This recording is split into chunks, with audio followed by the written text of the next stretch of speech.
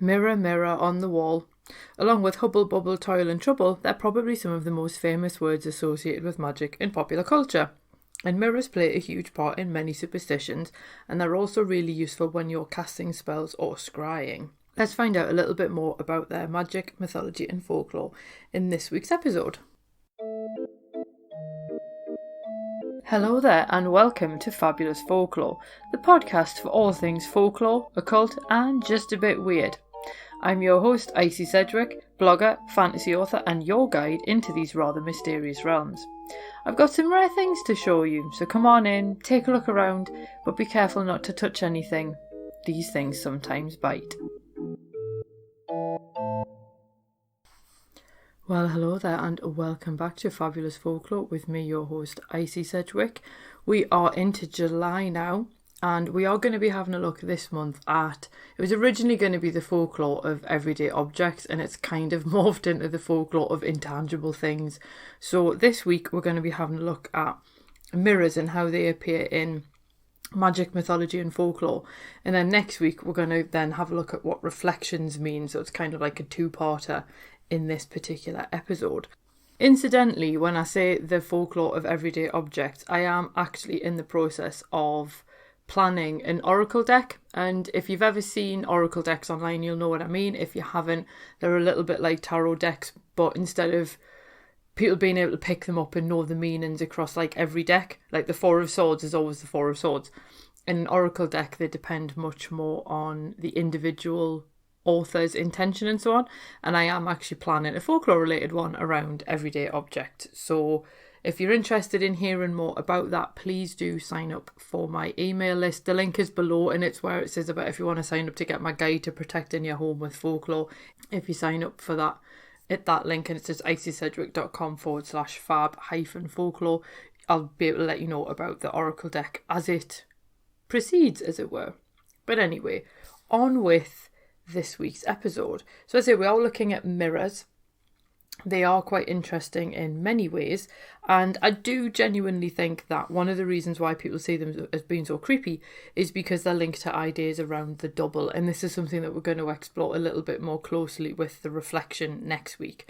And there is obviously the age-old practice of covering mirrors in a home where a death had occurred. Some people worried that the soul may become trapped in the mirror, unable to leave the house and then pass on into the next world.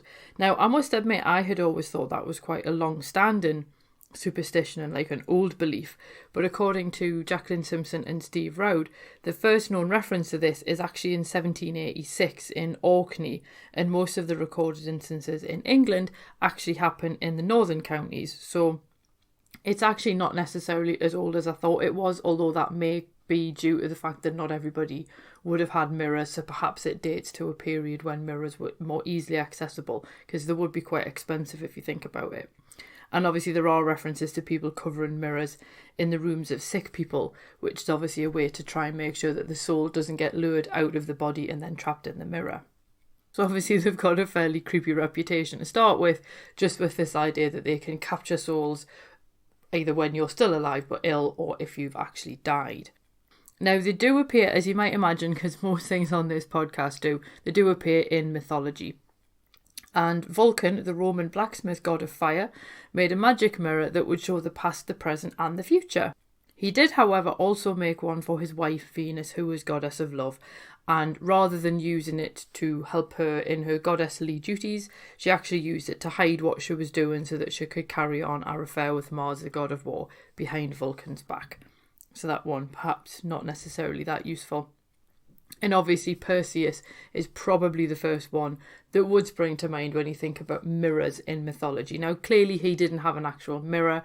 He just had a very highly polished shield and it acted as a mirror. And he uses this to defeat Medusa, because no one can look directly at Medusa and live to tell the tale because they get turned to stone if you meet her gaze, incidentally. So instead Perseus never looks at her, only her reflection, which does mean that his victory over her is actually quite impressive considering the fact he's essentially doing it in reverse. The Aztecs used obsidian to make their mirrors, and we are going to come back to Aztec obsidian mirrors in just a second.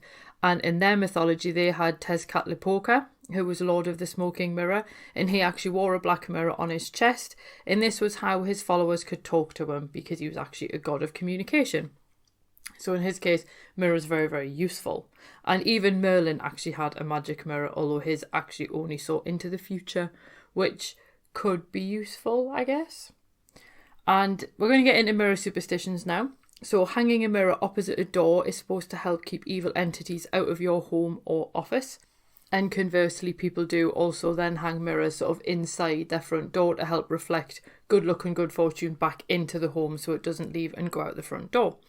Now, some people do worry about things accessing their home through a mirror, and if you've ever seen the somewhat dreary horror film Oculus, it relies on that very point. If you haven't seen it, save your time, don't bother.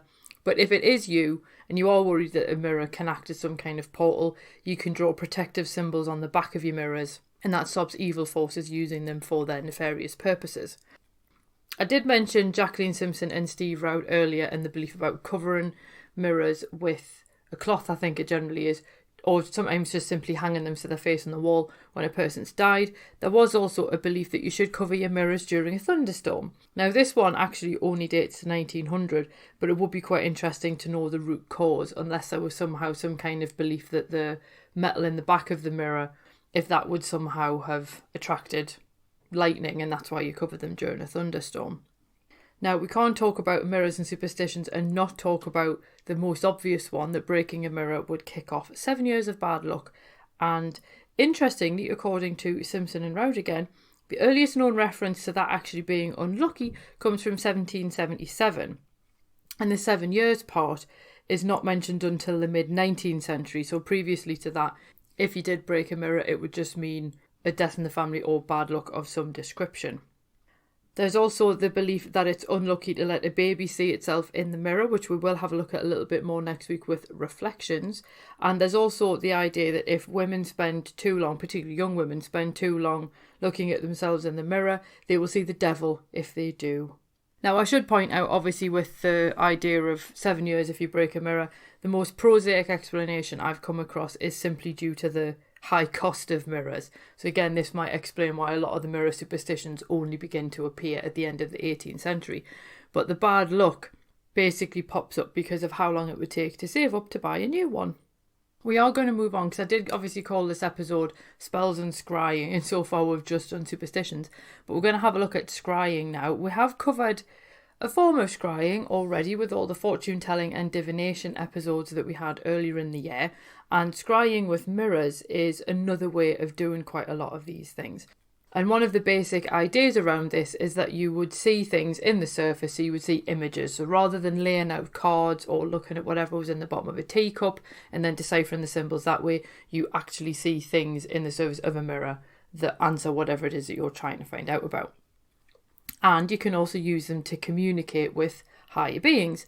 So Sophie Page explains that in the medieval era, people were considered too unclean to speak to highly evolved beings like angels. And if you look at a lot of medieval magic, there is a lot of a consideration around dealing with angels and so on, as we discovered in the necromancy episode. So these practitioners needed a device that would blur the boundaries between the spiritual and physical realms. So think of this as almost a bridge, so that people in the human physical realm can then speak to these glorious beings of light in the spiritual realm. And mirrors were just one of those devices. And basically any shiny surface would do, although it does mean it's a lot harder to know what was used for magic specifically and what wasn't. Because if somebody was, for example, looking into a lake or a sword, there's no way of knowing if they were using household things for everyday objects or if they were using natural things. But one of the most famous of these mirrors is the obsidian scrying mirror owned by Dr. John Dee, and this was apparently from the Aztec civilization that then passed into his possession. And this is what I meant about Aztec mirrors and obsidian. And there is a photo of that on my blog, which you can find at icysedgwick.com/mirror-spells. However, Page also notes the existence of a lesser-known magic mirror called the Mirror of Floron, and this was a highly polished mirror of pure steel. And for this one, you would follow the prescribed ritual to trap the demon Floron in the mirror, and once you did, he would then appear, apparently in the form of an armed knight sitting on a horse, and then he would tell you everything that you wanted to know about the past, present and future. And this is essentially a form of divination, similar to necromancy, where you're finding answers from supernatural beings. And this mirror comes from Arabic magical traditions, which again is something that a lot of the medieval magic that we have in Europe originally comes from Arabic sources, which is very important to note. And scrying is probably one of the more famous ways that people use mirrors in a magical sense. And Doreen Valiente, in her classic Witchcraft for Tomorrow, talks about the so-called magic mirror. Now, despite the name, it is essentially a piece of glass with the back coated in black enamel paint, because let's face it, that's going to be a lot easier to get hold of than a slice of obsidian. And other practitioners would use the so-called traditional material of Stockholm tar, which is essentially the material used to tar the hull of old sailing ships. I can't help thinking black enamel paint, probably again easier to get hold of. And the way it works is people stare at their own reflection until they start to see images in the mirror. Some people watch the reflections of flames, and it's kind of the abstract nature of it means you start to see symbols. It's basically anything to relax the mind, and that's the point when things start to appear in the mirror. There are many theories as to why this might be, but we haven't got time to deal with them here. Now, there are various methods for making magic mirrors, and I've seen one which is just simply leaving an ordinary mirror out under moonlight overnight, and then you sprinkle a magical infusion of cold mugwort tea over the surface. And mugwort is a herb traditionally used to help boost psychic powers, so it's quite a good choice here. You should keep the mirror covered when not in use. But if you want a dark mirror, as the one that Valiente was talking about, she recommends a concave surface, and you should clean it before you paint it, which is just a good idea because it'll help the paint stick. And 3 coats of your black substance should do the trick, but obviously let it dry between coats for maximum results. She's very strict about not exposing the surface to light because it would, and I quote, destroy the mirror's sensitivity, end quote. Although, to be fair, she does also quite dryly point out that it will gather dust if you do leave it out. So she suggests various different frames and boxes that you can use between uses. And along with scrying mirrors, Valiente also discusses the use of ordinary mirrors to make magic. And here she recommends the use of a mirror that's just big enough to reflect your face. And you should light candles, one either side of the mirror, and incense if you prefer, and then concentrate on the reflection of your eyes. Visualize what it is that you want, and then try to see that in the space beyond the reflected eyes, which is a bit of a strange concept, but I'm sure you can kind of see where I'm going with that. You whisper what it is that you want 3 times, and then voila, you've cast a mirror spell. Just please be careful what you wish for. You might be going, oh my god, what do I do if I break a magic mirror? No harm, no foul, apparently. Scott Cunningham advises that you collect all the bits, put them in a jar, dust and all, and then put it on your windowsill somewhere sunny, because it then reflects negative energies away from your house, which I think is quite lovely, the fact that you can then just use it for another helpful purpose. And mirrors also often appear within protection magic as well. Maybe you feel that you're psychically under attack, or there's just a lot of crap coming your way. Using mirrors in rituals can then help to direct it back to the sender. And empaths sometimes visualise themselves encased in mirrors to stop tapping into the energies around them. Now, this idea of using mirrors to direct energy back to people also shows the idea that you can use them to focus energy as well. And you've probably seen the scene in The Mummy from 1999 when they first enter the treasure store, and Rachel Weisz's character moves a mirror and then it reflects sunlight from outside.